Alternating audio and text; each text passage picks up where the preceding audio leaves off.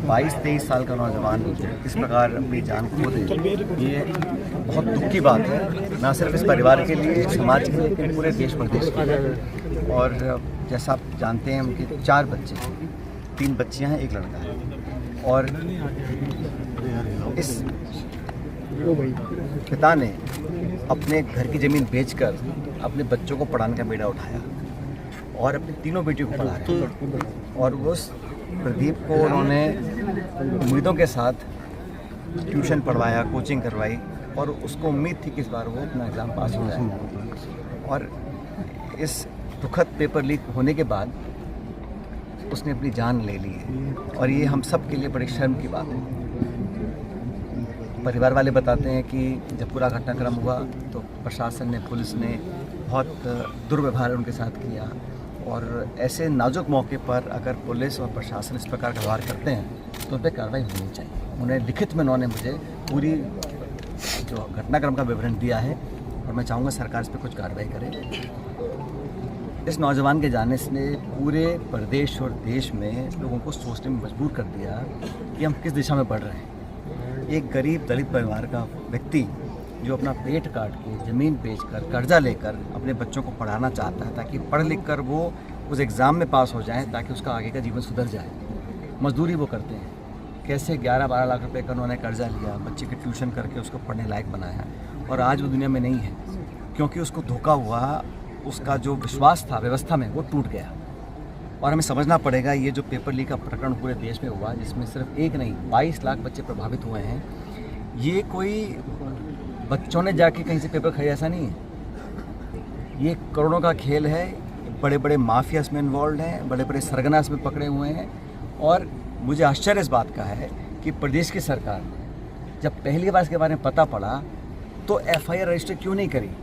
और paper leak का जो प्रकरण प्रकाश में आया, इसमें कोई सरकार की कोई बहुत बड़ी बहादुरी नहीं है या कोई एजेंसी पुलिस ने पकड़ा, ये तो बच्चों ने जाके कंप्लेन किया है कि गैस पेपर और एक्चुअल पेपर एक ही है। तब मजबूरन एक्सपोज जब हो गए, तब जाके सरकार को पेपर कैंसिल करना पड़ा।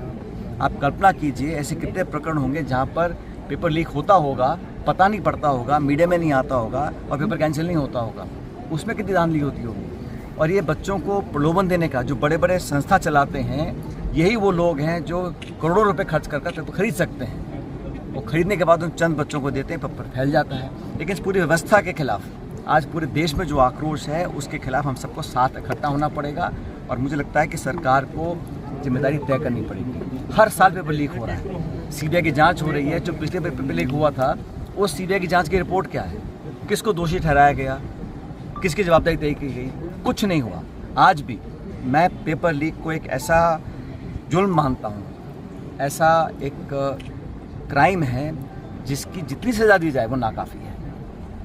और भविष्य में बच्चों के फ्यूचर के साथ खिलवाड़ करने का अधिकार किसी को नहीं है, किसी नेता को, अधिकारी को, कर्मचारी को, व्यवसायी को, संगठन, किसी को नहीं है। हमारे देश के नौजवानों के भविष्य को अंधकार में डालने का किसने अधिकार दिया है?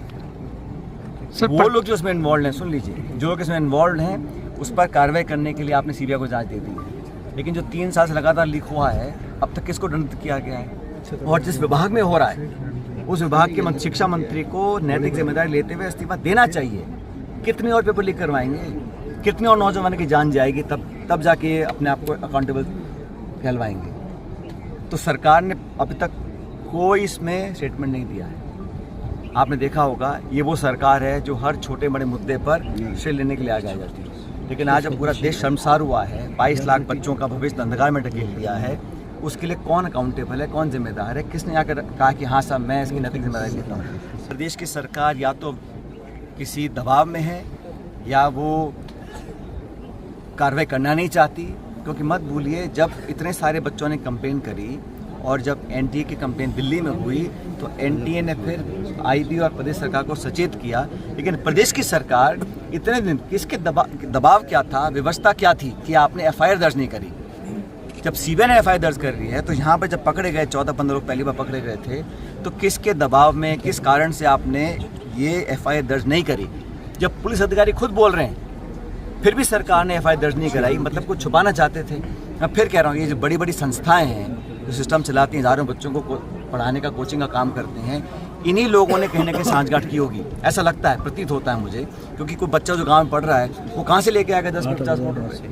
तो कोई ना कोई बड़ा इसमें सरगना है, बड़ा माफिया इन्वॉल्व है, और उसका नाम उजागर करने में सरकार संकोच कर रही है, प्रदेश सरकार भी कर रही है, केंद्र सरकार भी कर रही है। दबाना, पहला जो रिएक्शन होता है दबाने का होता है। अब उन परिवार वालों के साथ में दुर्व्यवहार किया, उनको भला बुरा कहा, गाली गलौज किया, ऐसे नाजुक मौके पर ये क्या प्रतीत होता है इससे कि सरकार की मंशा क्या है? मामले को दबा दिया जाए, ये प्रकाश में ना आए, जन भावना को इसमें हम जोड़ नहीं पाए। लेकिन मुझे खुशी है इस बात की कि इस वक्त पूरे देश का नौजवान जागरूक हो चुका है, और हम लोग चाहते हैं कि सिर्फ बात एक दल, एक पार्टी की विचारधारा की नहीं है, पूरे देश के नौजवानों को जवाबदेही तय करनी चाहिए। शिक्षा मंत्री का इस्तीफा लेना होगा, और हम लोग जितनी मदद हो सकती है, अभी हमारे NSUI के जो राष्ट्रीय अध्यक्ष हैं वो भी 2 दिन पहले यहाँ पर आए थे, परिजनों से मिले हैं, और उन्होंने भी आर्थिक मदद देने का उनको वादा किया है। और मैं एक अच्छा कदम मानता हूँ कि पूरे संगठन ने मिलकर उनको 11 लाख रुपए की नकद मदद देने का उन्होंने आश्वासन दिया, जो कल परसों आके दे देंगे। उसके बाद भी अगर कुछ मदद होगी परिवार को, तो राहुल जी ने खुद इनसे बात की है, पूरी कांग्रेस पार्टी ने समर्थन किया है, और हम सब इस परिवार के साथ हैं। तो खड़ी कहा ना, ये कोई बोल नहीं रहे ना।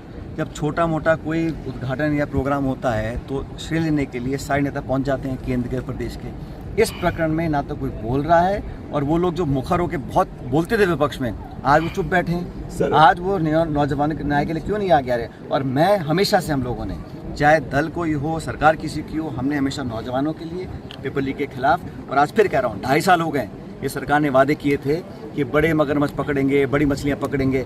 अब जब इतनी बार पेपर लीक हो गया और नाम राजस्थान से जुड़ रहे हैं, तो किसको आपने पकड़ा, किसको अंदर किया, किस पे केस किया,